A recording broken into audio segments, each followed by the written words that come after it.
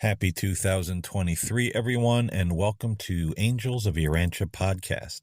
I'm your host, Paul James Caden, and for those of you who have listened to my shows in the past, you know I took a few months off there at the end of 2022 and just kind of put podcasting away for a little while. There was a lot going on in my life, positive things, of course, and there was a move in December. So there was really not a lot of time to engage in a podcast or even a weekly podcast. But during the holidays, I came up with a little something I called Angels of Urantia for Thanksgiving and Christmas shows. And I really enjoyed those shows, and I enjoyed the feel of those particular podcasts. So when I came back in 2023, I said, that's what I want to do. I want to do Angels of Urantia, and I really want to expand the topics that we talk about in a show. I'm a person who has a lot of diverse interests and things that I like to talk about. So I'm not somebody that's really satisfied doing a show or a podcast where it's limited to just one topic. You know, you'll see some people that will just talk about the outdoors or the paranormal or, you know, whatever it might be. I certainly enjoy those subjects, but, you know, there's other things as well within that framework that I like to discuss and really share ideas about. So in this podcast, we are going to be talking about religion and spirituality as presented in the Urantia Book, mysticism, angels and angel encounters, the paranormal and the unknown, the UFO phenomenon, personal development and spiritual enlightenment, and much more. As it says in the podcast description, no topic is off limits.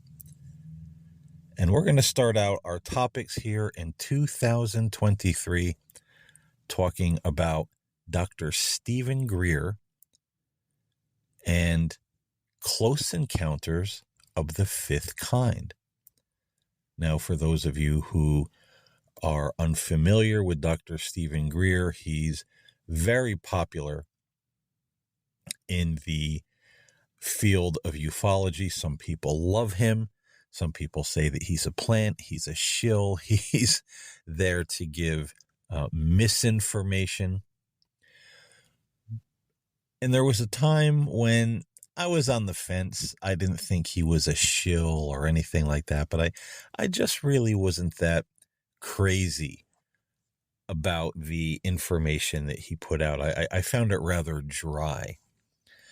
But he has some work out now, and also a documentary called Close Encounters of the Fifth Kind, where he talks about initiating contact with UFOs and extraterrestrials.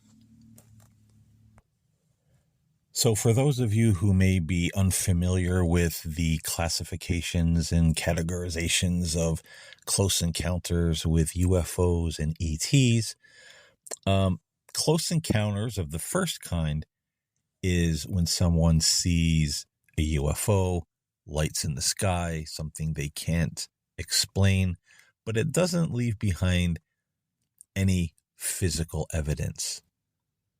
Then there are close encounters of the second kind, which is seeing a UFO and it leaves behind some kind of physical evidence.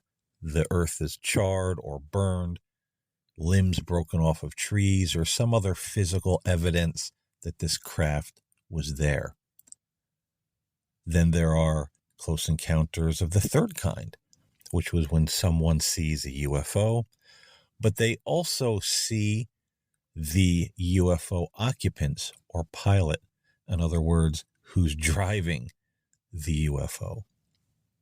Then there are close encounters of the fourth kind, and this is where someone has a very up close and personal encounter with extraterrestrials. And this would also fall under the abduction scenario in ufology. And then there are what Dr. Stephen Greer calls close encounters of the fifth kind, or CE5 for short, which is contact with UFOs and their occupants that is initiated by human beings. In other words, we initiate the contact and the extraterrestrials respond. But now there may be some of you out there who would say, well, wait a minute, is this a good idea? Couldn't this be dangerous? Aren't UFOs and extraterrestrials all rebel spirits or demonic entities who are up to no good? And if we initiate contact with these things, we're only looking for trouble. Well, that is an argument. That is a school of thought. It's not entirely wrong, but if I may give a little bit of a different spiritual perspective on this before we dive a little more into the topic. If we read the book of Genesis and we see the 7 days of creation after God finished his work, it said he looked at all that he created, the heavens and the earth, and he said it was good, and it was very good. He didn't say it was bad. He didn't say it was the playground of demons. He didn't say it was a dangerous place or that the earth was a dangerous place. He said it was good, and it was very good.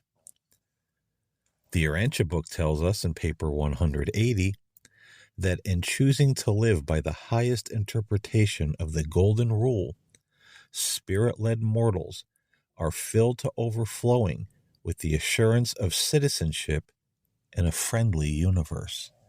Now, the Urantia Book tells us that the universe is a friendly place, that we have nothing to really fear. But now, much like the Bible, the Urantia Book doesn't deny the Lucifer rebellion, that there were rebel spirits who rebelled against the laws and the ways of God. And the Urantia Book talks about how this affected our local universe and our planet and our way of life. You know, those beings are out there. So certainly, if we're going to engage in anything like paranormal investigations, ufology, or CE5, one would have to be cautious. You have to be aware that those things are out there. The entire universe is not all life and love and butterflies and rainbows. I personally believe, and through my own personal research and experiences, that God is much bigger than the darkness. The light is greater than the darkness, but still we have to be aware of the darkness. And so if you're going to engage in any of these kinds of things, you have to protect yourself. You have to do your best so that these things don't have contact with you or enter your space, so to speak. Now, as far as UFOs and UFOs encounters being positive or deceptive, we do have a mixed bag of encounters out there. Naturally, there are the abduction stories, and they're pretty creepy, no doubt. But there's also encounters where people said they had a very positive benefit from seeing a UFO or having a close encounter of a fourth kind, that is, contact with an extraterrestrial being. Some people report being physically healed of some malady that just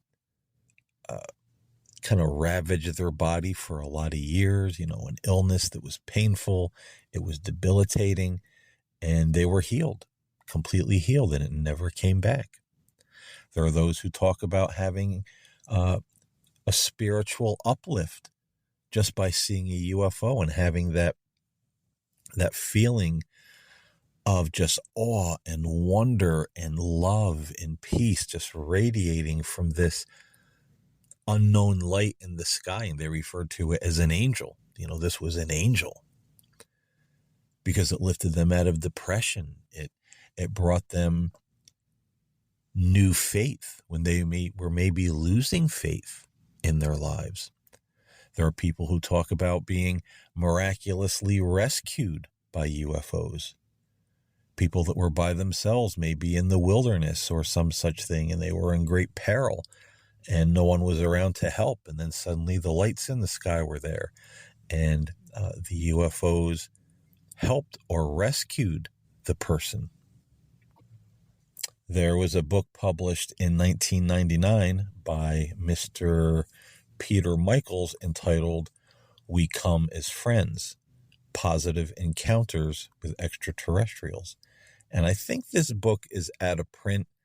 I bought it in the early spring of 2000, but you can still find used copies on Amazon and on the internet. I would say if you're interested in this topic, buy "We Come as Friends" by Peter Michaels. Very interesting book. Nothing in there but accounts of people that had positive interaction with UFOs and extraterrestrials. So it's not all bad. And some people may say, well, still, even Satan himself can masquerade as an angel of light. These people are just being deceived. They're disguising themselves as angels or something positive, but it's not. Well, we have to go back to the friendly universe when God said it is good and very good in the book of Genesis. In the Urantia Book, it's a friendly universe. And we have to, in my personal opinion, decide who or what we're going to believe. Are we going to believe more in the goodness of God, or are we going to believe more in the darkness? And it's sad to see and sad to report that a lot of people believe in the darkness more than they do the light, because in preaching what they call the gospel, all they preach about is the darkness and what we should be afraid of. But Dr. Stephen Greer says that is just the problem. He says that these cabals with their black ops operations here on planet Earth are purposely making us afraid to have contact with extraterrestrials because they have an agenda. And there is something to that agenda. It's gotten greatly muddied, that information, by modern day conspiracy theorists that have gone way too far with just the outlandish claims. No one even really believes that there's an agenda anymore, but it's out there. And the truth of the matter is that there are people in our governments across the world. There are those who, the elitist rich, those who we call the elites. And these people have very strange philosophies they get from, these secret societies and brotherhoods that they're in. Many of them come from very old bloodlines that have been around for a long time. Therefore, they think that they're special. They're of the ruling class. They refer to themselves as the gods of the earth and the lords of the universe. And these people literally think they're going to overcome death, discover the fountain of youth, and build their utopia or their Eden on planet Earth. And once they do that, they will rise into the stars. So these people definitely have delusions of grandeur. These are the people who do a lot of things behind the scenes to make life for you and I difficult, to make it filled with fear, filled with self-doubt. The propaganda, is not lacking in any terms. And this is what these individuals do. Because the one thing that is right with the modern conspiracy theorists is that, these people have no use for you and I. The common man, the middle class man, or the poor are looked at as being the useless eaters. There's too many of us. We're like insects. We're just devouring the precious natural resources of this planet when it belongs to them. And to preserve their way of life, to preserve this planet, to build their Eden, their utopia, well, there has to be a lot less of us, if any of us, left. And this is why the elitists are so overjoyed with the advent of AI, taking over human jobs, replacing human beings, because now we don't really need the lower class to be around to grease the wheels, to keep our little, utopia, our little economy going. We can have robots who will do it for us. So they're overjoyed with this idea. But this is just the kind of thing that Dr. Stephen Greer is talking about. These people have their delusions of grandeur. They say things like our airspace. They want a space force where they want to have a military in space to protect the planet. But now, if you really think about it, and when I heard him say this, I said, I don't know. But then it kind of dawned on me, and I said, well, maybe. Because these are the same people who want no part of God because they want to be God. And the book of Revelation in the Bible even talks about when Christ returns, that the beast and his armies will try to make war with Christ. They don't want him to return. They see him coming. They see the signs of his coming with their own eyes, yet they curse the Holy One of Heaven, and they shake their fists at him. They don't want him to return. They don't want God. They don't want a spiritual king or ruler, because they want to be that king and that ruler. So if these people are so adamant against God himself, why wouldn't they be so adamantly against other life forms who might bring to us a message of hope, a message of enlightenment, technology and a way of life that would just change everything we know? Maybe they are emissaries of God. The Urantia Book speaks of many different classes of angels and spiritual beings and life out there in the universe. And, some of these lives, these beings on other planets live much closer to the laws and ways of God than we do. So how do we know that there isn't somebody out there trying to help us, trying to get a message to us? But they're not going to interfere if we don't want them to, if we're not ready. And some would say, well, why wouldn't they just land? Why wouldn't they just bring the message? Well, the elitists are against them. It would probably seem all positive at first, but then the media would give it a negative spin. Oh, this is all bad. We don't want to do this. And then there are the common religionists who would just be afraid.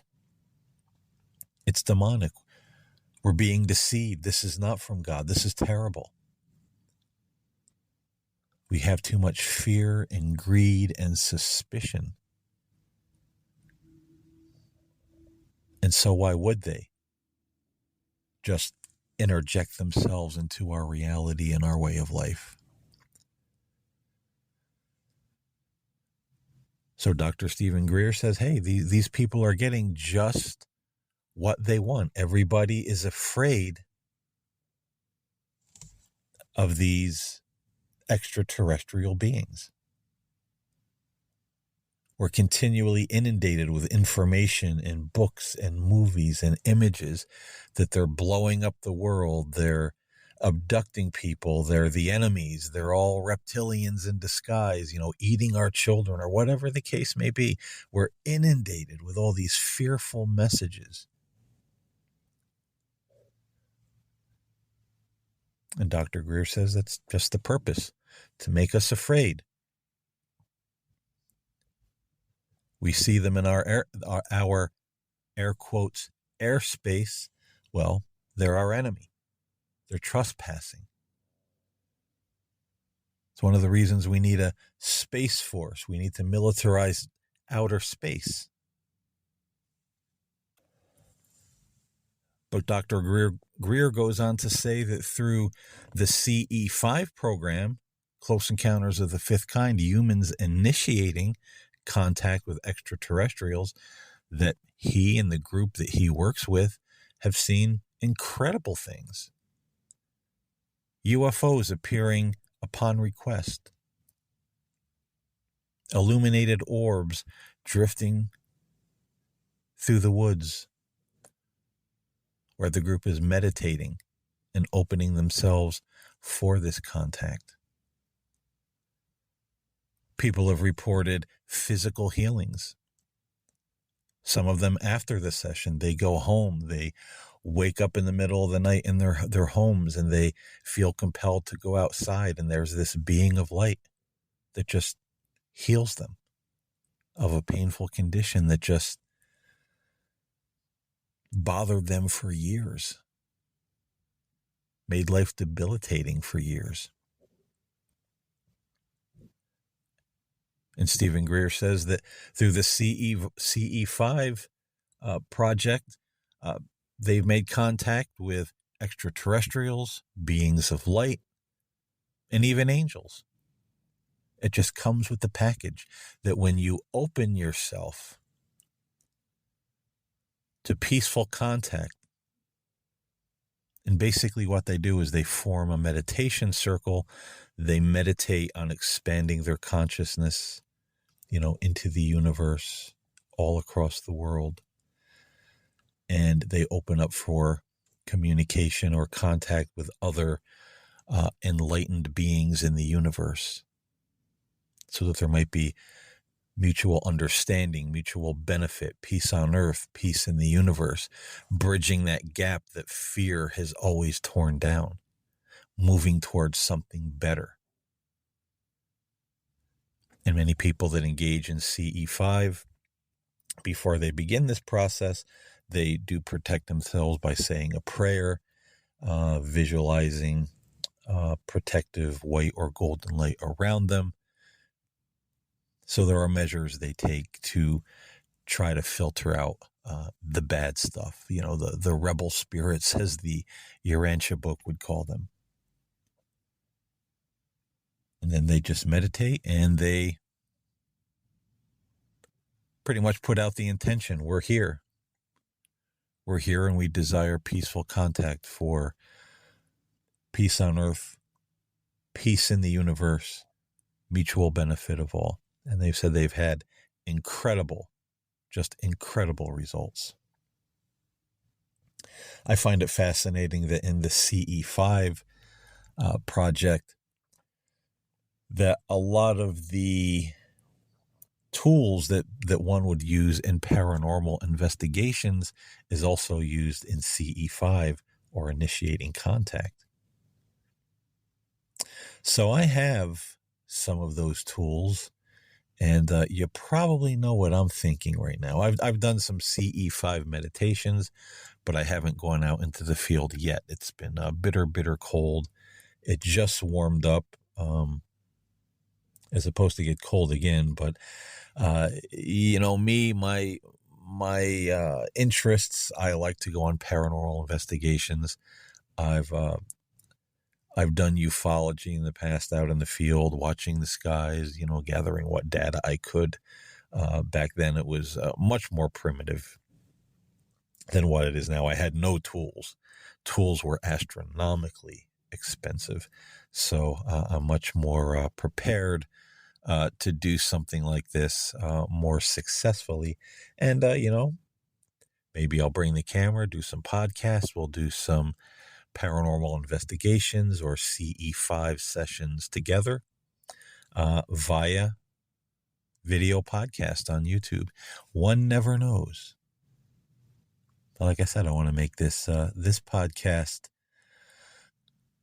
more interesting and more open to who I am, what my interests are, and just bring as much Paul James Caden unedited to the listening audience as I possibly can. So, starting off with the CE5, I find this absolutely fascinating. Dr. Stephen Greer and company say that, you can initiate contact by yourself. You could do it in a group. You could do it in your own backyard. You could do it in a park. You could do it in the middle of the forest. All you need is a quiet place. Make sure that it's dark. Have the equipment, at least a couple of the bare essentials, a flashlight, a EMF meter, a camera, a tape recorder, and, you're on your way. There are a couple of books out there on CE5. If you're interested, you could go to Amazon and just put in CE5. That's letter C, letter E, number 5. Just put CE5 in books. And, there's a couple out there. I got them for Christmas. One I read, it has a purple cover. I don't remember who the author is. He's a little more new agey with his approach to the CE5 protocol, but there's still some good information in there to glean and have in your toolbox. The other book, again, it has a brown cover. I don't remember who wrote it. I just got these books. It says, you're guaranteed to have contact within, I think, 6 sessions of going out into the field. So I haven't read that one yet, but I'm going to very soon. And, those books are out there for those who are interested. And I would also watch Dr. Stephen Greer's documentary, Close Encounters of the Fifth Kind. Really talks about this, talks about, the cabals, the black ops, operations that give the misinformation and the fear to make everybody afraid, of the unknown. Oh, we need protection from the government and the military, and these things are evil. They're in our airspace, and we need a space force, and whatever the case may be. I mean, if this kind of thing isn't for you, it's not for everybody. And like I said, we have to be careful. The Bible and the Urantia Book both talk about the Lucifer rebellion, and we have to be aware of that. There are some more liberal Urantia Book readers who say, oh, that rebellion's over with. Those spirits are done away with. Those fallen angels, they've been done away with. They're not a threat anymore. I would beg to differ, and so would a lot of other readers of the Urantia Book. So you don't want to go out there half-cocked thinking everything is wonderful and there's nothing to be cautious about, because then I think you're kind of lining yourself up for trouble. We have to be aware of those things. We have to take precautions, and we have to protect ourselves to filter that sort of thing out. But it certainly makes sense to me that the elitists would put out the propaganda to make us afraid of these things, even if there's nothing to be afraid of. I mean, these are people that would try to blow Jesus Christ out of the air when he's returning, so that doesn't sound like a very reliable source. And even religion. Religion indoctrinates us, with so much of the fear, makes us afraid of so many things. It's such a small, tiny, scary universe to so many religious people. And my heart goes out to those people. I'd rather live in a world of wonder and take a chance. Explore. Think about when they were told the earth was flat, and if they tried to sail to the new world, they go over the ends of the earth and the sea monsters would get them. There were people that would not get on a boat to try to sail anywhere for nothing. But it was false. False ideas. Wrong ideas. So watch out for modern day people always crying the earth is flat and you're going to fall off. And I'm not talking about the flat earthers. I'm just talking about that in theory. Everything is bad. Oh, be careful. Oh, you're going to get hurt. Oh, this is going to happen. Too much fear mongering. And we see what this kind of mindset can do. Whether it makes people bitter, fearful, judgmental, even violent against those with a different ideology or a different religion. And it goes right up to the elitists, who would make war on anything or anyone that would pretty much, throw a monkey wrench into their plans, their philosophy to dominate.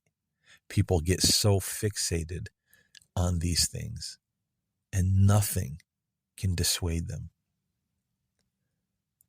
And I would say we don't want to be those kind of people. We want to walk in love. We want to have an open mind. We want to explore. We want to know that God is a heck of a lot bigger than our institutions and our conspiracy theories. At least that's my feelings and opinion on it. And I think Dr. Greer has a point that not all of these extraterrestrials are bad. But there just might be a reason why we're being told that they are. Because after all, nobody wants you to really know the truth about anything. There are people out there who even manipulate the history of the Bible or the history of early Christianity or that of Christ. I belong to a Christian movement in the evangelical community. I'm sure it's not all of them, but I attended a church. I read, pretty much all the big names out there that were popular and people that were scholars and, doctors, and found out that 85% of what they told me was made up. It was a lie. They put together their own pieces of a puzzle to make the religion they were teaching and preaching look like it was the only true religion, the only right religion. They rewrote history. They inserted fables into history. They said things that were not true, and they said it from the pulpits.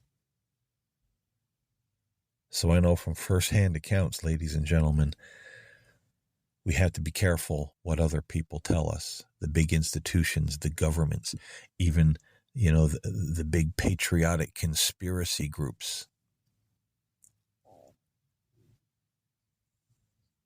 Are they telling us the truth, or are they just telling us what they've been indoctrinated with? Or are they telling us with what they want us to be indoctrinated with? And that is the point of Dr. Stephen Greer in CE5. They want us to be afraid, but there's really nothing to be afraid of. So, ladies and gentlemen, brothers and sisters, I hope you enjoyed this conversation. I hope it made you think, and that maybe you'll look into CE5, watch Dr. Stephen Greer's Close Encounters of the Fifth Kind, and Ponder this on your own. What do you think? Should we be afraid of extraterrestrials and UFOs? Are they all demons and terrible creatures looking to terrorize us? Or have we been given a false narrative? Because, again, as Dr. Stephen Greer says, if these things were hostile, well, they could have made their move on us long, long ago. UFOs have appeared over nuclear facilities and literally shut these things down and sent people in our government and soldiers and military into a panic. But Dr. Greer says, well, were they being hostile, or were they just showing us, we don't want you to blow yourselves up and this precious planet that you live on in the process? Maybe they're trying to tell us something. Because if they were hostile, they could have moved in on us a long time ago. They could have taken over the planet. They could have enslaved us. They probably could have wiped us out without much resistance with the technology that they have. Or if they're interdimensional and angelic, with the abilities that they have. So the very fact that they have been docile and not hurt anyone, not tried to take over the planet, well, maybe that's something right there. Except for the abduction stories that we hear, and maybe some of those were rebel spirits, and maybe some, as Dr. Greer says, some of these things are military put-ons through the black ops operations to make people more afraid. We don't know. But there's a lot more to this story than we've been told. And there's a lot more to consider. So think about this conversation, watch Close Encounters of the Fifth Kind, do a little research, and chime in. Let me know what you think. Let me know your opinion on all this. You can email me at nocturnalmagic. That's all one word. Magic with a C, nocturnal, like a nocturnal animal. So that's nocturnalmagic@gmail.com. Send me an email, share your thoughts, comment if you're watching on one of the video platforms like YouTube, and let's have a conversation about it. I appreciate you listening. God bless everyone, and I'll see you next time. Bye-bye.